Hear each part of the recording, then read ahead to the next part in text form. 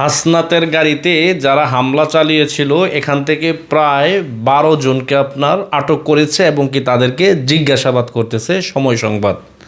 আমার প্রশ্ন হচ্ছে, সে এদেশের নাগরিক মাওলানা রইসউদ্দিন একজন সুন্নি আলেম, তাকে যে মব জাস্টিস সৃষ্টি করে আপনার হত্যা করা হয়েছে, তাদের খুনিদেরকে এখনো পর্যন্ত কেন পুবাইল গাজীপুর থানার পুলিশরা তাদেরকে গ্রেফতার করতে পারতেছে না, যেটাকে নিয়ে সারা বাংলাদেশে তোলপাড় সৃষ্টি হয়েছে।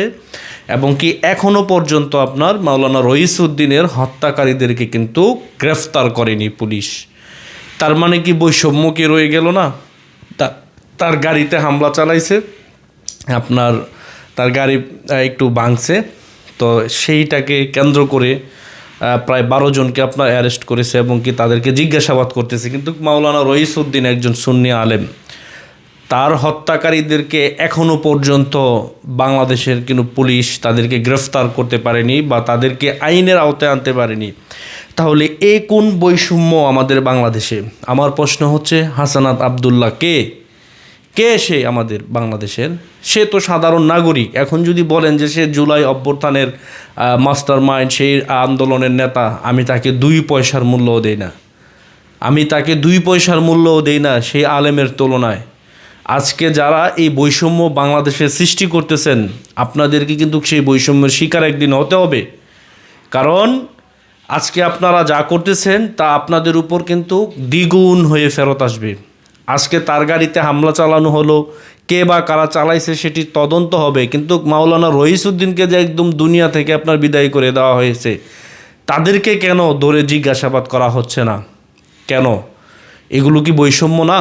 অবশ্যই বৈষম্য। যারা ভিডিওটি দেখতে পাচ্ছেন, ভিডিওটি শেয়ার করে দিবেন যাতে সবার কানে এই বার্তাগুলো পৌঁছায় যে আজকে তার গাড়িতে একটু হামলা করা হয়েছে বা গাড়ি ভাঙচুর করা হয়েছে, প্রায় ১২ জনকে অ্যারেস্ট করা হয়েছে, অথচ মাওলানা রইসউদ্দিনকে যে মব জাস্টিস সৃষ্টি করে যে তাকে আপনার মেরে ফেলা হয়েছে, একজন আলেমকে, সারা বাংলাদেশ এটা নিয়ে তুলপাড় আন্দোলন হচ্ছে, কিন্তু তাদের আপনার যেই হত্যাকারী তাদেরকে এখনও পর্যন্ত গ্রেফতার করেনি পুলিশ, তাদেরকে এখনও পর্যন্ত গ্রেফতার করেনি।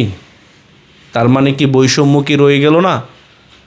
হাসনাত আবদুল্লাহ এদেশের নাগরিক, মাওলানা রইসউদ্দিন সেও কিন্তু এই বাংলাদেশের নাগরিক, সে একজন আলেম, আর সে হচ্ছে একজন রাজনৈতিক দলের নেতৃত্ব দেয়, নতুন দল এনসিপি পার্টি।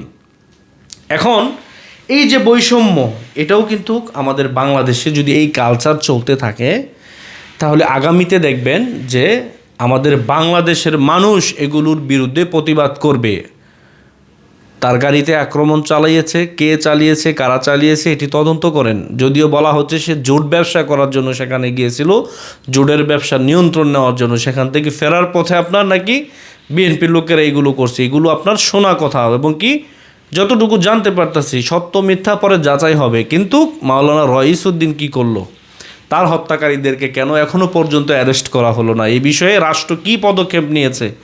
আজকে তাকে একটু করার জন্য কিন্তু দেখলেন কি ১২ জনকে অ্যারেস্ট করছে, জিজ্ঞাসাবাদ করতেছে। মাওলানা রইসউদ্দিন কি এদেশের নাগরিক না? তার কি আইনি সহায়তা পাওয়ার ছিল না, অধিকার ছিল না? তাহলে সে কেন পেল না? তার পরিবার কেন পেল না? বাংলাদেশের সুন্নি জনতা রাস্তায় নেমেছে তার বিচারের জন্য, তারপরেও কিন্তু অপরাধীদেরকে এখনও পর্যন্ত অ্যারেস্ট করা হয়নি। এগুলোও কিন্তু বৈষম্য। এই বৈষম্য আমাদের বাংলাদেশ থেকে কবে দূর হবে? অতি দ্রুত সময় রইসউদ্দিনের বিচার চাই। দ্রুত সময় তাদের যারা খুন করেছে, হত্যা করেছে, মব জাস্টিস সৃষ্টি করে তাদেরকে আইনের আওতায় আনতে হবে। সে যেমন এই দেশের নাগরিক, হাসানাত আবদুল্লাহ সেও আমাদের দেশের নাগরিক, কিন্তু তার হত্যাকাণ্ড নিয়ে কেন এখন পর্যন্ত তালবাহানা চলতেছে এবং কি খুনিদেরকে কেন এখনও পর্যন্ত অ্যারেস্ট করছে না রাষ্ট্র? এটি আমরা জবাব চাই।